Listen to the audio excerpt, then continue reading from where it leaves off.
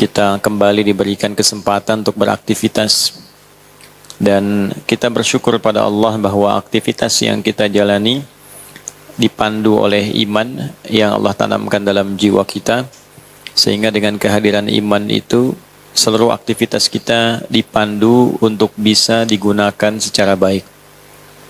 Dan kebaikan yang didukung, disupport oleh iman itu, seperti yang sering saya sampaikan, itu yang disebut dengan amal saleh. Jadi amal bisa saleh kalau ada iman. Kalau amal itu dilihat baik tapi tidak didorong oleh iman, itu tidak disebut saleh. Amal saja namanya. Misal begini, ada kasus di era Nabi sallallahu alaihi wasallam, ada orang baik, dia suka melakukan bantuan sosial, suka bantu orang. Lalu dikonsultasikan oleh Sayyidah Aisyah radhiyallahu taala anha kepada Nabi sallallahu alaihi wasallam. Kama qalat, ya, si fulan ini ya Rasulullah orang baik secara sosial, tapi dia belum beriman. Jadi kebaikannya tidak didorong karena imannya. Apa statusnya? Maka turunlah kemudian Quran surah ke-25 Al-Furqan di ayat ke-23. Allah langsung yang merespon dengan menegaskan, wa qadimna ila ma amilu min amalin faja'alnahu haba'an manthura. Wa qadimna ila ma amilu min amal. Dan bila ada seseorang melakukan perbuatan, aktivitas yang dinilai baik dalam konteks dunia, jadi dunia ini masih netral, ya, semua perbuatannya sifatnya apa? Netral. Netral itu dalam arti begini, jadi semua melihatnya relatif. Apa yang dikerjakan oleh kita menurut si fulan baik, menurut orang lain belum tentu. Gini, kalau ada koruptor dihukum, baik tidak? Baik. Kata yang menghukum, kata koruptor kan tidak. Hah? Ya, larangan zina baik, tapi bagi pezina kan tidak. Ya, bagi pezina, ya kami kan katanya suka sama suka, kenapa mesti dilarang? Jelas ya? Nah itu semua yang terkait dengan aktivitas dunia itu bisa bersikap dan bersifat relatif. Dari pihak mana semua dipandang. Karena itu kalau kita menginginkan satu kebenaran mutlak, tidak ada sumbernya kecuali dari Allah. Nah, satu kebenaran mutlak itu disebut hak namanya. Kalau relatif disebut dengan sidq. Di ilmu balaghah itu ada ma yahtamilu sidqa wal kadhib. Ya? Tapi kalau sudah hak itu pasti kebenarannya. Karena itu di Al-Quran surah kedua misalnya Al-Baqarah di ayat 147 Allah menegaskan Al-haqqu min rabbika fala takunanna minal mumtarin. Jadi semua kebenaran yang disandarkan kepada Allah itu sifatnya pasti benar, hak. Nggak ada celah salahnya. Dan tidak ada relatif lagi. Ya, tidak ada relatif lagi. Nggak ada yang sifatnya nisbi. Semua pasti benar. Ya, Allah menegaskan semua yang bernyawa pasti wafat, pasti mati, pasti meninggal. Pasti tidak? Pasti. Tinggal menunggu waktunya saja yang Allah sudah tetapkan. Gitu kan? Nah ini yang disebut dengan hak. Jadi Allah menyampaikan amalan dunia itu kalau tidak didorong oleh iman, ya betapapun dia sifatnya baik, keadilan Allah yang punya kebenaran mutlak itu tetap membalas kebaikan itu di dunia. Tapi tidak disifati dengan soleh. Kalau disifati soleh, keadilan Allah hilang di situ.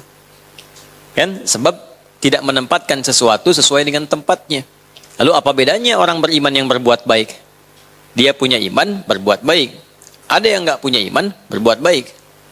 Nah kan iman itu mesti membedakan. Misal ini ada minuman nih. Ada orang yang punya iman, memberikan minum. Ada orang yang belum punya iman, saya selalu katakan belum punya iman, supaya satu saat dia beriman insya Allah. Dia juga memberi minum. Yang satu memberi minum karena imannya, yang satu memberikan minum karena dorongan kemanusiaannya. Ya, ada fitrah kemanusiaan. Fitrah kemanusiaan itu cenderung mengajak manusia untuk mendekat pada kebenaran dan mengingkari keburukan. Jadi non-muslim pun pasti tidak suka dengan korupsi. Ya kan? Bahkan penipu pun nggak mau ditipu. Pencuri pun tidak mau dicuri, gitu ya. Nah, itu sudah fitrahnya. Nah, karena itu ketika seseorang itu berbuat baik dengan fitrah kemanusiaannya, kemudian ada yang berbuat baik dengan fitrah keimanannya, ini mesti ada perbedaan. Mesti ada pembeda. Kalau tidak ada pembeda, untuk apa ada iman? Nah, karena itu Al-Quran menyifati orang-orang yang berbuat baik atas dorongan imannya. Ya, dia memberi minum karena dorongan imannya. Tuntunan Al-Quran, tuntunan hadis yang ia pelajari menguatkan imannya. Imannya mengatakan mesti berbagi. Apa pembedaan pembaginya itu? Lillah, karena Allah. Dia yakin dengan janji Allah, kalau punya sifat berbagi, Allah sayang dengan dia. Diberikan berkah di dunia, diberikan pahala di akhirat. Nah, perbuatan baik yang didorong oleh iman itu disebut amal saleh. Bila tidak didorong dengan iman, maka namanya amal saja. Jadi istilah duniawi, amal saja sudah. Netral sifatnya. Tapi keadilan Allah menjadikan yang netral pun ini dibalas. Dibalas. Kalau tidak dibalas tidak adil kan? Ya. Yang baik dibalas, yang salah dibalas, yang soleh dibalas. Jadi ada soleh, ada baik, ada salah. Ya, soleh itu baiknya karena iman. Baik itu baik biasa saja. Ya, salah itu melanggar kebaikan. Ketika salah berpotensi dihukum. Ketika baik mesti mendapatkan balasan. Ketika saleh mendapat balasan dan ganjaran, dapat pahala. Jelas sampai sini? Baik, maka Allah sampaikan langsung wa qadimna ila ma 'amilu min amal. Salehnya enggak ada. Ya, wa qadimna, dan cepat aku jawab. Ila ma 'amilu min amal, pada siapapun yang berbuat baik walaupun tanpa imannya. Jadi kalau ada orang, manusia berbuat baik, itu dibalas oleh Allah. Di mana? Di dunia. Nanti berlaku hukum dunia. Apa di antara hukum dunia? Misalnya kesenangan, la'ibun walahun, permainan dan kesenangan. Ketika ada orang berbuat baik, pasti orang senang. Sudah hukum. Perhatian misalnya. Ya, orang pasti akan perhatian. Kemudian juga terbuka akses. Ya, akses terbuka, pergaulan. Pasti gampang bergaul. Orang baik itu gampang bergaul. Orang baik aksesnya terbuka. Ya, itu hukum dunia yang berlaku. Tapi Allah mesti adil. Hukum dunia berlaku di mana? Di dunia. Di akhirat berlaku tidak? Tidak, Allah mesti adil. Akhirat pakai hukum akhirat, dunia pakai hukum dunia. Karena hukum itu teorinya begini, setiap berpindah tempat maka berlaku hukum setempat. Ingat itu. Ya, setiap berpindah tempat berlaku hukum setempat. Contoh begini, kita sekarang di Indonesia, uangnya pakai apa? Rupiah. Kalau pindah ke Malaysia, uangnya pakai apa? Ringgit. Pindah ke Amerika, uangnya pakai apa? Laku tak pakai rupiah? Tidak. Kenapa? Karena berpindah tempat. Ya kan? Nah, kita mau pakai hukum Indonesia di Amerika, bisa tidak? Tidak. Komunikasinya pakai bahasa apa? Bahasa Inggris. Ya. Sama di Bekasi dengan di Goa. Ada hukum-hukum setempat yang bisa berbeda. Toilet Goa dengan toilet Bekasi berbeda. Ya, karena mungkin gratis, ini bayar gitu kan. Bisa jadi demikian. Harga makanan tidak sama. Ikan sana murah, di sini mahal. Ya kan? Tapi beberapa bagian bisa berbeda. Setiap tempat punya hukum tidak sama. Jadi bisa dibayangkan di dunia saja beda tempat hukum tak sama. Sekarang keluar dari dunia pengen hukum sama, itu nggak mungkin. Ya, maka mesti ada pembeda. Di akhirat hukumnya apa? Hukum akhirat. Hukum akhirat mengatakan yang dihisab pertama kali berdasar imannya.